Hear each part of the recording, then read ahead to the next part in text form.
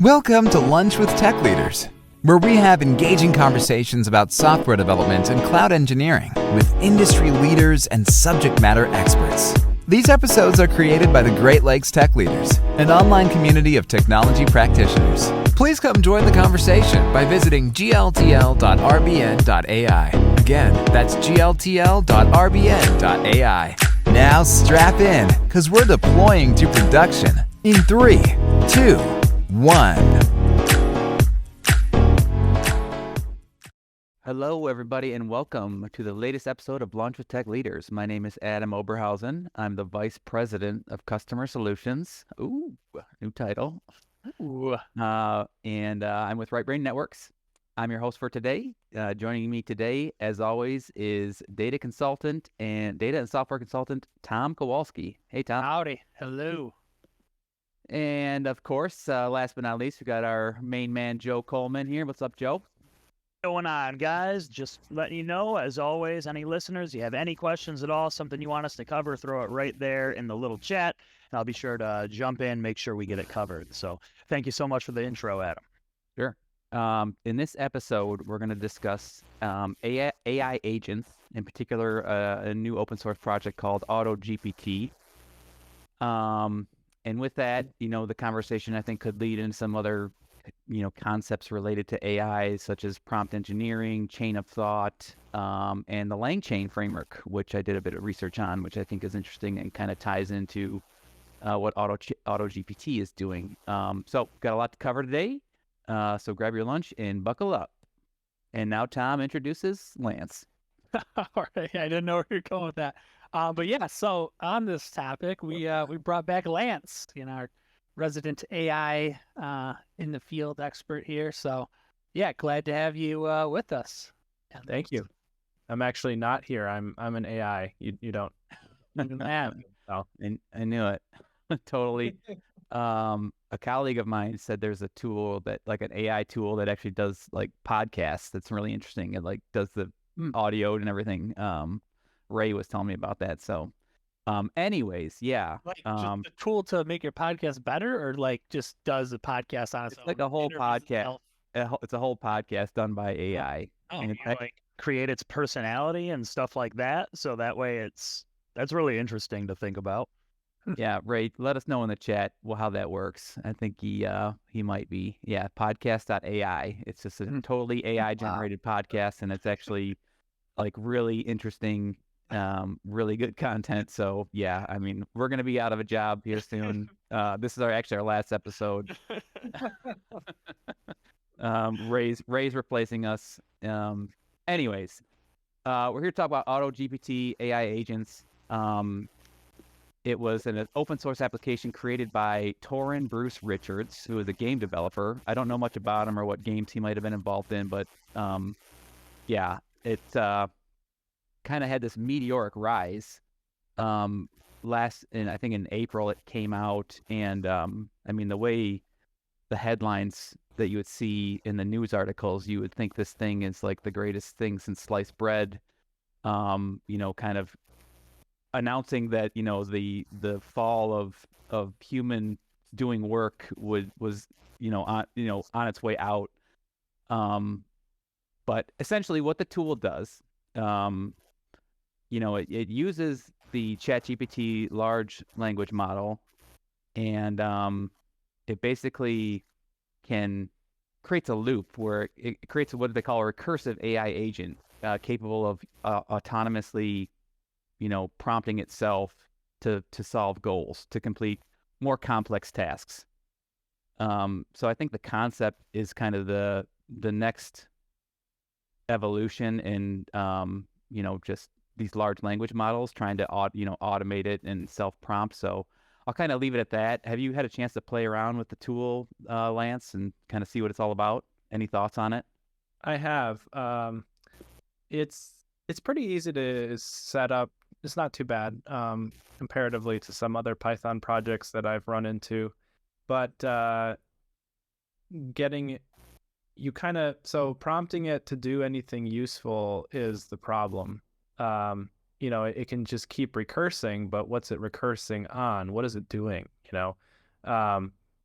Unfortunately, AutoGPT itself is not very complicated, and it's not very useful for, people were like, oh, we're going to create AGI out of this. And there's definitely some communities that are spawning out of AutoGPT that are claiming that they're seeing emergent properties and all this stuff. But from everything that I've seen that they've done, it's just been sort of nonsense. But I'm still observing, kind of taking notes on the side. But AutoGPT itself is also going through a restructuring process right now.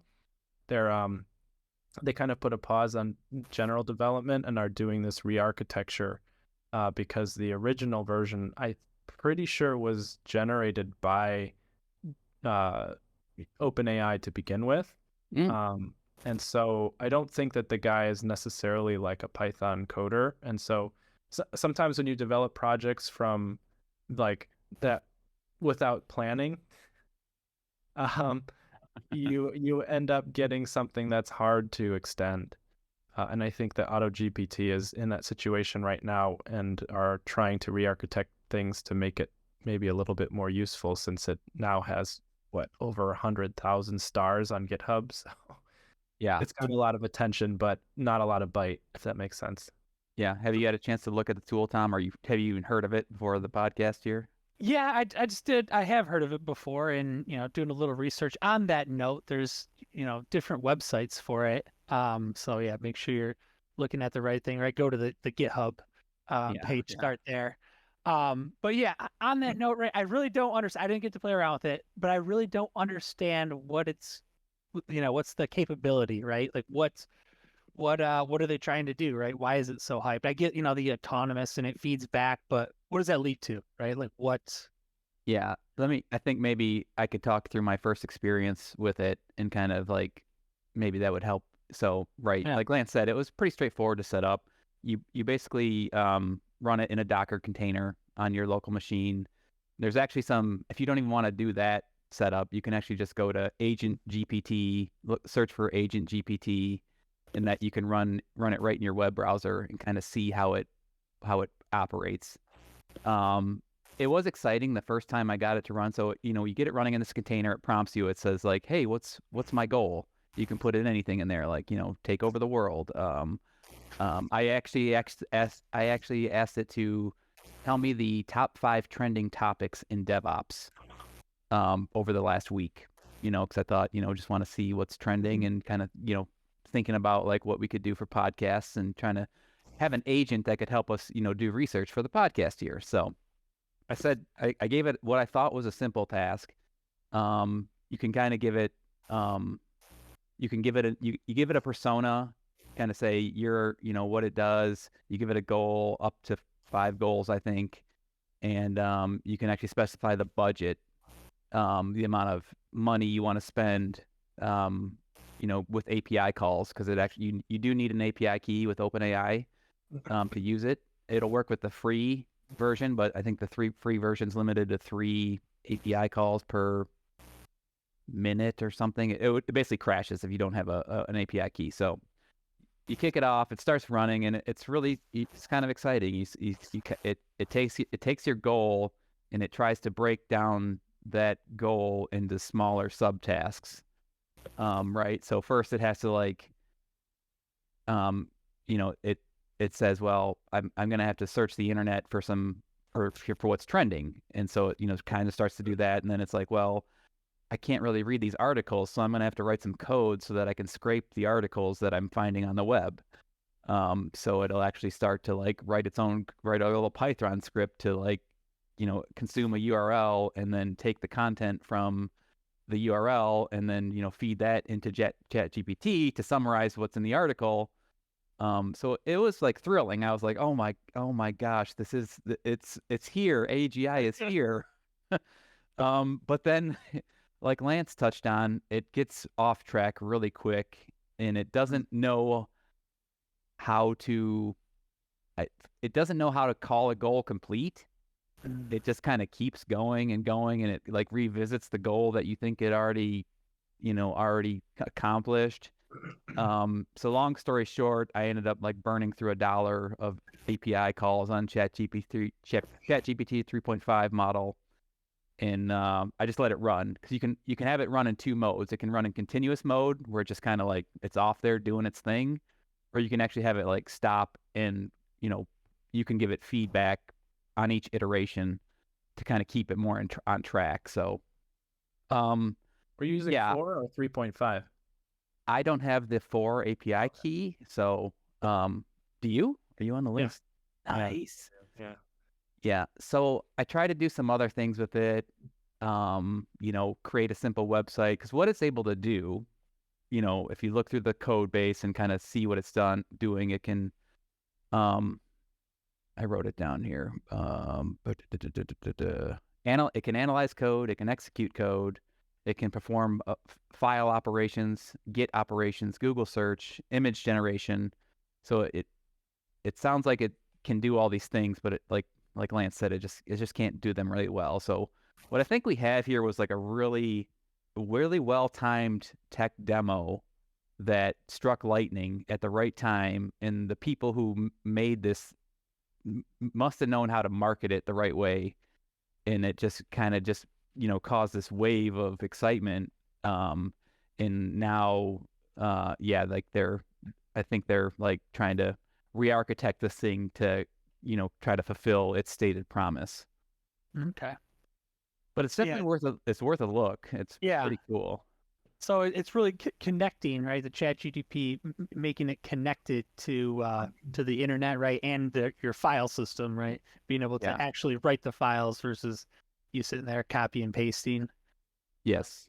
and Yeah. then iterating on that. Okay, yeah, Yeah, and there's some interesting. Again, I was talking to my colleague Ray about the tool and how people have kind of found ways to optimize it because, like, you can tell it like, hey, every 10 minutes, check this file on your machine, and you can actually update that file to give it to kind of keep it on course. So, like, if you're running it in continuous mode, you basically give it a design doc and then you say, hey, make sure you check this file every 10 minutes. And then you can kind of like, people are saying that, this is the secret sauce to get AutoGPT to do what you want. So yeah, I thought it's really cool tech demo. I'm hoping it can mature into something that is more useful, I'll say. That's For me, basically reinforced human learning, right? yeah, What they're describing, which is really like before AGI, we're going to have these systems that are going to be really good at taking in human feedback and iterating and improving. And that's really the direction that's going, I think, for a bit, because that's really where we're going to see success as opposed to letting it just run by itself doing yeah, recursive whatever. Paperclip. yeah. So do you know much about how you can manage the memory of a tool like AutoGPT, Lance? Like, I think the whole context window is an interesting concept with large language models, which we should touch on. But like, I think that's part of what AutoGPT is trying to solve too, is like being able to store things in its own memory, so that it can recall what it's already kind of figured out. Just seems like a really interesting problem that I would have no idea how to solve. Definitely fascinating. There's a lot of different aspects to that question. So as at the moment, GPT-3 has an 8,000 token context window at the base level, and a 32,000 token limit for, it's another version of it that I don't know. I don't even have access to it. I think it's sort of being rolled out to certain people just to experiment on.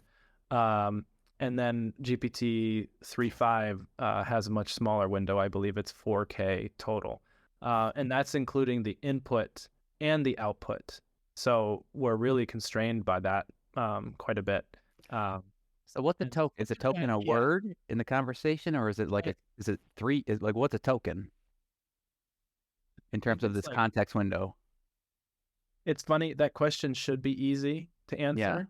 but I think it's like a percentage of a word.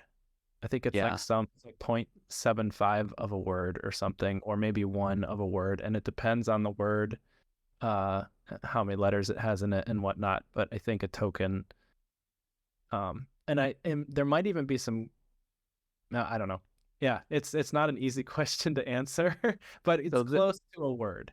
so this would explain why when I have longer conversations with ChatGPT, it seems like it loses its marbles, right? Because if I'm in the Yes. browser having this long conversation with ChatGPT, I've noticed like it starts getting really weird, and Yes. it's basically forgetting everything I talked about in the previous part of the conversation because it only has this one context window where it's like referencing it. And you'll notice that that problem is worse on GPT 3.5. Hmm. But so there's ways to combat this. A lot when I first started digging into the OpenAI, I thought the way to combat this was to make your own fine-tune model and start to inject massive amounts of data into that. But as I dug into it deeper, it actually was the fine-tuning is more so to train it a new skill. For example, like if you wanted to understand how to do question and answer formatting, question and response style like replies, you would feed it a bunch of examples of that data set to get it to answer. And you can also use it to have it answer things factually, but what people are doing today to accomplish factual responding, they're not using fine-tuned models to do that, like with giant knowledge bases. They're actually using a different part of the OpenAI spec, or it's actually the concept is actually universal, but it's called embeddings. So even between open source models and OpenAI, embeddings is a concept where it's basically a giant vector, and you what you do is you search the vector database to see which, based on your prompt, which vector is the most relevant to what you had just said, and then it can pull that record. You take the plain text version of that record, and then you put it into your prompt. So you're priming that prompt with the context of what it just found, and then you can ask questions about it. So, for example, like a knowledge base full of um, Wikipedia of your own internal database at your company. You could split every page into paragraphs, and then you could change that into an embedding. And then every time you want to ask a question about the knowledge base, you could just it'll find the most relevant paragraphs and then inject it into the context window, and then you can have it answer questions about it. Yeah, interesting. I've also heard, I think I followed most of what you said, but I've also heard of techniques where you basically take the entirety of the conversation and you're always trying to like summarize it or condense Yes. it in some other spot so that it can reference it for later use, so that it doesn't lose something it may have lost in the context window.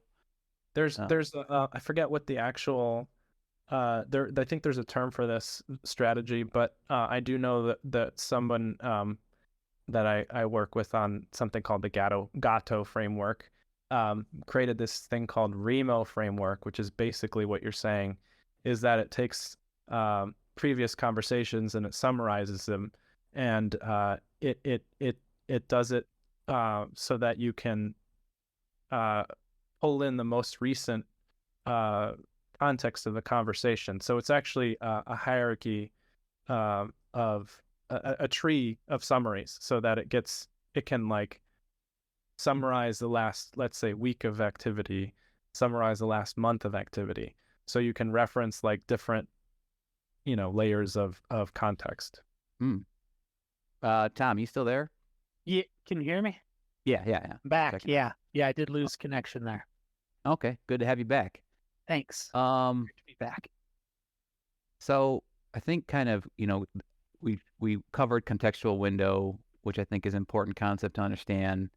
And then I think maybe, yeah, I know you've touched on it in a previous episode on AI, Lance, and I wasn't even sure what it was, but the whole chain of thought concept, I think ties nicely into AutoGPT and also, some of the things you've been working on. So like, broadly speaking, can you talk about chain of thought and how it ties into large language models and how they're trying to use that concept to make useful applications with these LLMs?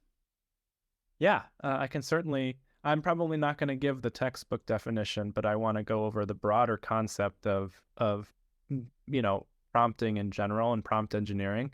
Um, First of all, there's this concept of zero shot, which is basically that when you put in your first prompt, the what is the percentage likelihood that that is going to reply the first time correctly, the way you wanted it to. So there's what's really great about OpenAI is that, and especially GPT-4, is that that percentage seems to be extremely high. So then now everything beyond that, we're talking about how many times do you have to interact with the LLM after the fact to get the right answer. And that is, there's a lot of strategies around that and papers that do different things to get to the point of trying to get you the right answer. AutoGPT is a funny example because they use a variety of different methods. There was this Microsoft paper talking about something called reprompting, where it would actually take the prompt and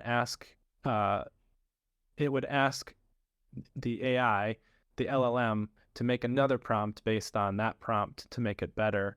And they found that there was more success with prompts doing that. Chain of thought, you're basically asking the LLM to think through the solution more and either provide like a plan or provide some sort of like more information about its thought process in order for it to accomplish the answer that it was looking for. Once you understand the thought process, it's funny because when the human understands that thought process, sometimes they adjust. They're like, oh yeah, that answer makes sense based on the context of what you said. So now it kind of retrains the human to think, okay, maybe the answer is actually sufficient. But sometimes it's obviously not when you can see the chain process, the thought process. And then there's this whole concept of tree of thought, which is really interesting to me, where it's not just the prompt, then the thought, and then trying to adjust based on that, but it's actually a tree of that. And there's been a lot of research done there where they've gotten 74% better accuracy on answering above and beyond what OpenAI is currently doing. If I got that number wrong, I apologize, but I was reading through a lot of papers. Yeah. So with chain of thought, you're basically the model's kind of breaking down a complex problem into the intermediate steps and trying to solve it. And are you saying that ChatGPT-4 kind of does that on the back end automatically, or is that still just not, like, does it actually kind of break down a complex problem on the back end side, or is that still not something that it does automatically? We don't know exactly what the internals of ChatGPT does, but it does have the ability to plan. And when it does answer on the first shot, it does seem like it does account for some of that planning initially. But if you force it to plan and you force it to think through the problem, it still always does better than the first shot for a very complex problem. And then could you dissect the tree of thought a little bit more? I understand that a tree has branches and it seems like it's forking out and maybe coming up with all these different ideas and then combining it all to provide a best answer.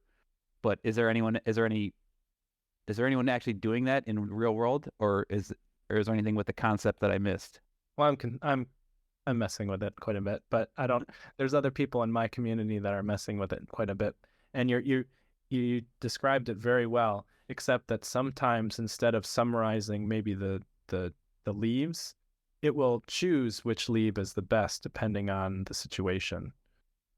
So it's kind of like create a tree and then eliminate the things that don't make sense, and then keep moving up and then going back down. So that's like true autonomous system, where it's going down a thought tree and then eliminating and disseminating the best options, and then coming back up and then coming back down. That's if AutoGPT did that, it would be actually accomplishing things. We should all be scared. No. Joe, did yeah, get you one got something for us, question. Joe? Yeah. Yeah. Nathan had a question here. He said, have you guys heard of anyone trying to reroute OpenAI ChatGPT invocations to use on the open alternatives like MPT7B instead? I might have massacred how that's pronounced, but yeah. Have you heard anything like that?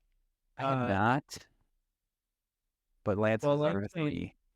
LangChain people are, the advantage of LangChain is that, and sorry, Oh, he says in the context of AutoGPT. So have you seen anyone wire up AutoGPT into other LLMs? I think is kind of what I think that, and I'm not familiar with what integrations AutoGPT has at the moment. I forget, but I know that people are experimenting with different, like the Anthropic 100K and whatnot. There very few people have access to it, but I'm a little bit skeptical of the 100K because I think that 32K is probably a good like sweet spot.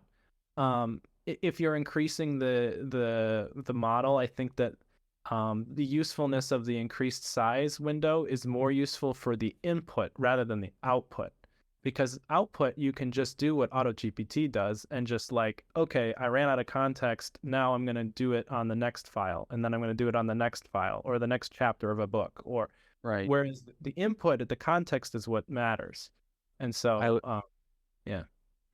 Just to kind of follow up on Nathan's question, I did read the release notes for AutoGPT 0.4, which just came out, and I saw they removed the ability for AutoGPT to tweet because it's now available as a plugin. So there's now plugins available into AutoGPT, and so I'm thinking that you would be able to access some of these other LLMs by building out your own plugin, maybe, or something like that. Interesting. So yeah, let's talk about LangChain. That's another thing that's been popping up a lot on, I just see the headlines in the articles.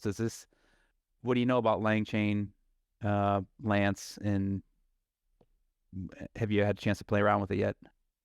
I have unfortunately not been able to play with it so far, but I definitely know that people are using it for, from what I've heard, it is, if you're trying to deploy a language model system, it is the best option off the shelf, open source off the shelf system to do production level stuff. So apparently it's pretty good.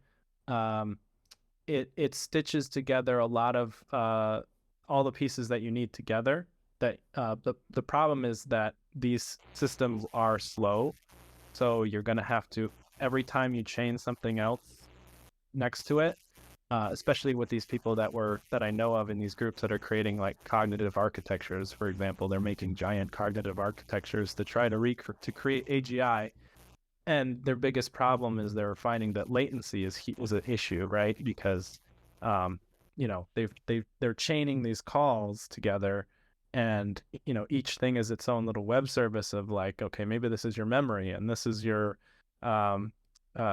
what other kind of agent architecture they've developed, and they're stitching them together, and a lot of times the response that comes back is like 30 seconds. So it's like you can't really have a natural conversation with this AGI if you're taking 30 seconds to reply. But yeah, LangChain I kind of think of it like it sounds like it's I've got the textbook definition here. I'll just read it out. So like not Terraform, but they're Ansible for deploying these things.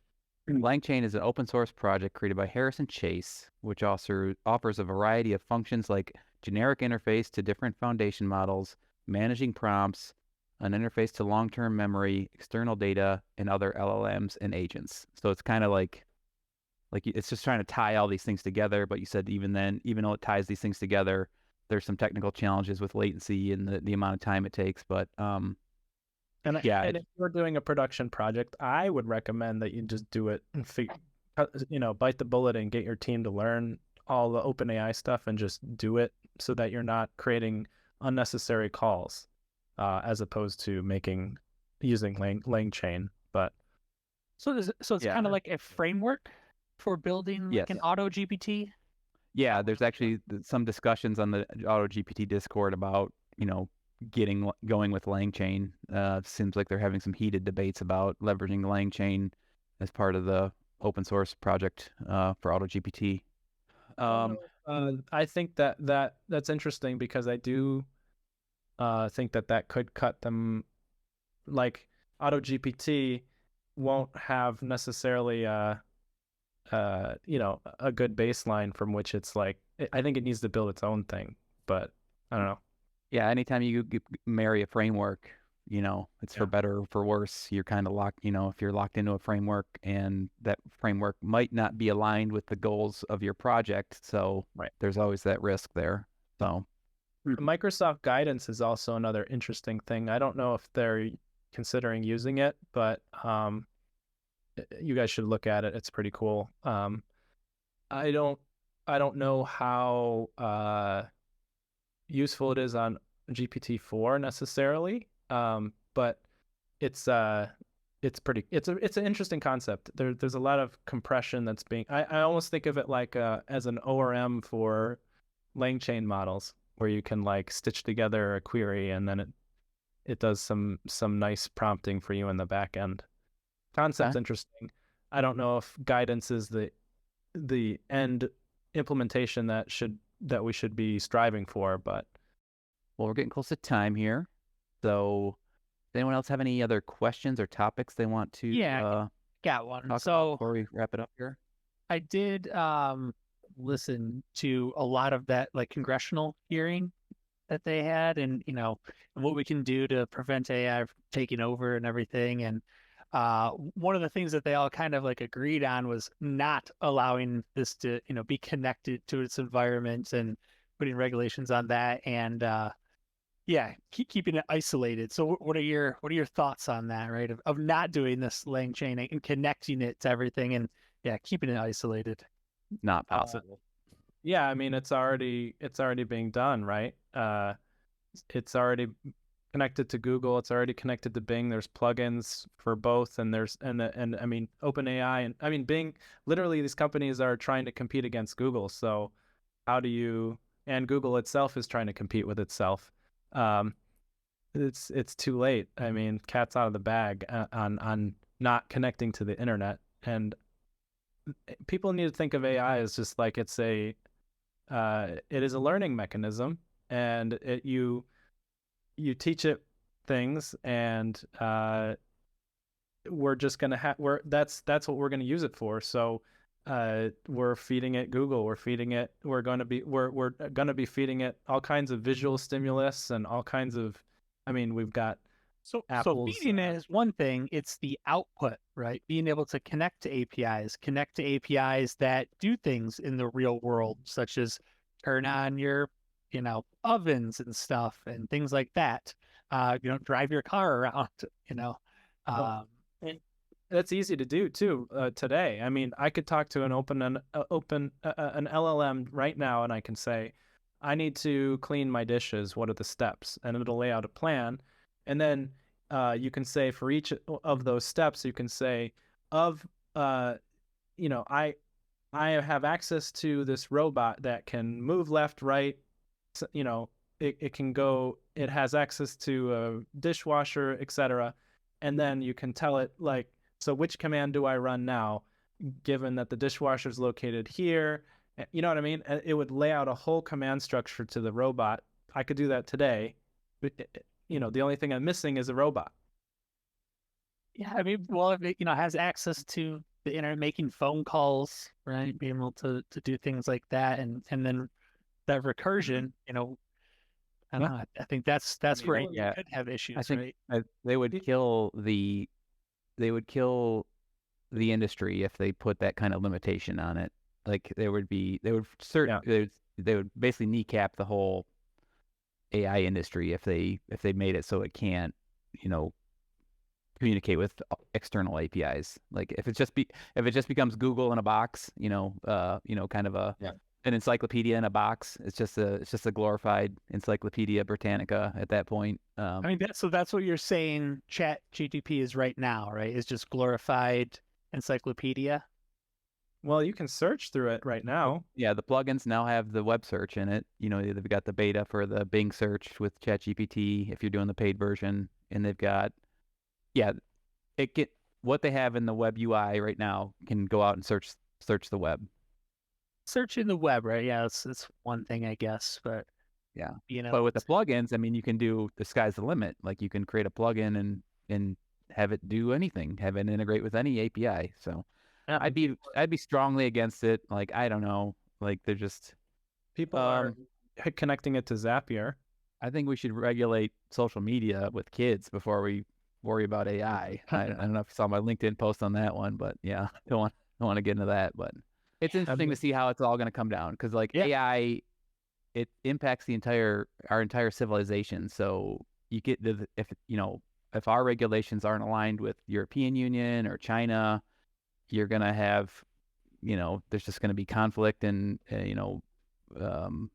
AIs that are, actively AI agents that are, kind of on the internet battling each other, or, so, like things like that. I think it'd be real interesting to see what happens here in the next 10 years with what, the internet's one thing, but it's, it's connected to the physical world. It can turn your lawnmower on. Yeah. I mean, people are currently developing, democratic or, frameworks for how AGI should live and exist. And I'm already part of one of those frameworks, but there are going to be competing frameworks. The one that comes out of China is going to be, maybe this shows my bias, but I think it's going to be aligned with China's interests. And that is one of the worst kinds of AGI you can make because it's not going to consider humanity in general as something that it needs to preserve, or, it's only going to be at the interest of, existing government in China, which, if you do the tree of thought on that experiment, run the chaos theory simulation against that, it doesn't end well. So, hopefully our better frameworks can overwhelm the bad ones, and we'll see. Definitely. I might have one more question coming through, so I'll let Electrified finish the question, but we got to wrap up here pretty soon. Interesting conversation, though, guys. Appreciate it. Sorry, game theory, not chaos theory. I think I misspoke. Sorry.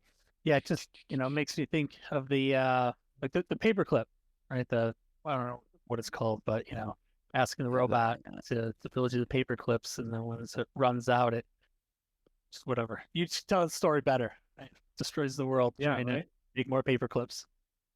We have iron and all the useful stuff in our human blood to make paper clips. So we're the natural resource after it escapes its confines.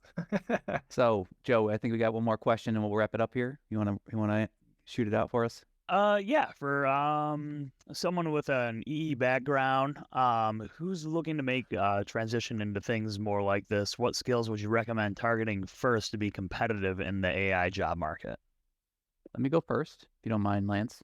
No. So, EE background, U of M, electrical engineering. Got into software development very early in my career, but I think just the creative ways that I find to use ChatGPT on a day-to-day basis are I'm still uncovering things 6 months into going really hard on this tool, whether it's helping me write code, helping me prepare for this podcast, helping me write handbook for a mentorship program.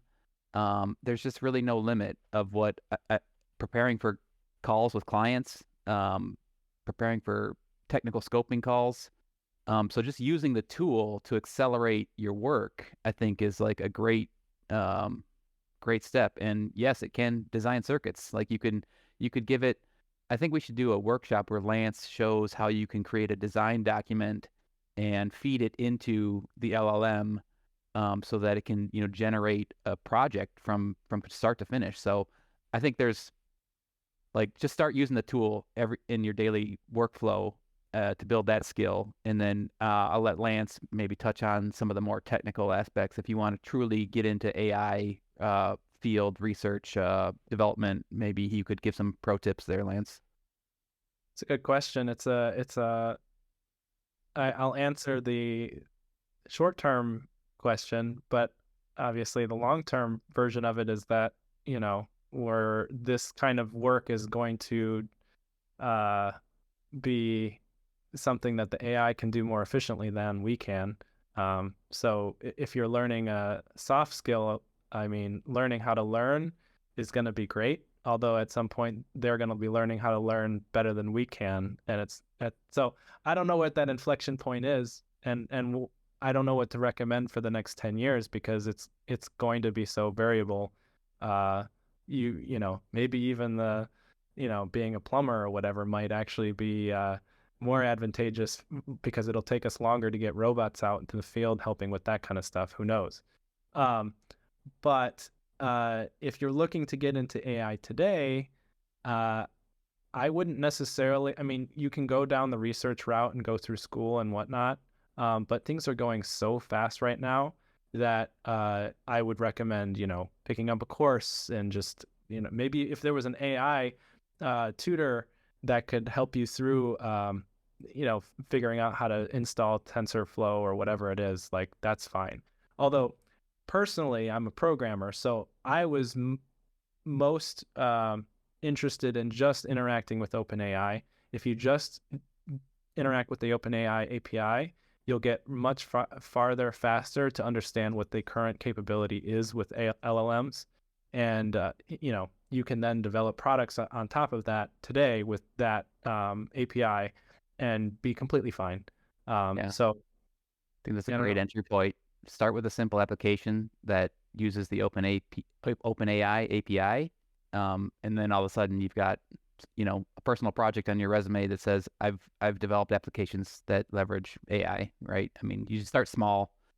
I agree with Lance that kind of going to university or hardcore academic is maybe a good long-term play, but like things are moving so fast that if you want to get on the bandwagon now, you just got to start playing around with these tools and see what your aptitude is strongest in, and then go from there. I'm going to wrap it up. We're well over time, but we're going to invite everyone on stage who wants to continue the conversation after the call here, or after the podcast here. But I did want to take an opportunity to thank our listeners for tuning in today. Great questions from the audience. We hope you found the conversation informative and valuable. Lance, always great to have you here. You're becoming our de facto AI subject matter expert, so we appreciate having you in the community. Thank you. And we'd love to have everyone join us again for next week, where our very own Ray Welker is going to discuss some cost optimization strategies for your cloud. And as always, the episode will feature expert guests in interactive conversations. So be sure to tune in. Thanks, everyone. Thank you. Bye. Take care. Bye.